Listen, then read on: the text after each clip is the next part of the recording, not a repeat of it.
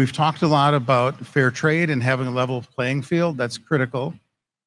Intellectual property theft, which has been, extreme within some of the industries and making things very important.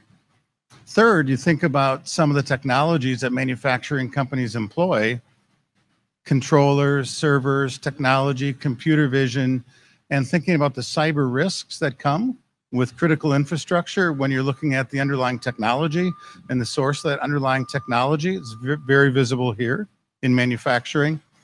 And then fourth, the creation of new intellectual property.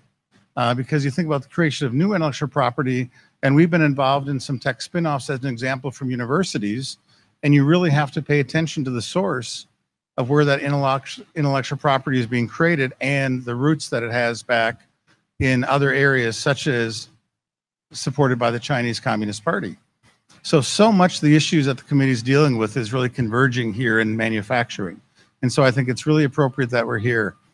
But I think the other thing is I do have an incredible optimism for the U.S. economy and incredible optimism for the manufacturing sector, because I do think at the core, I have the great privilege of seeing innovators, young people, people who've been in industry, people who've seen problems, coming up with new solutions to solve problems.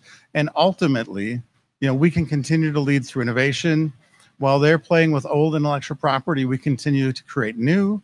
And I think we're on this really unique time within the economy that I would encourage you to both look for fair markets in the past, intellectual property currently, but really look at innovation and the ability to support the innovative economy and make these connections between innovators and existing manufacturers.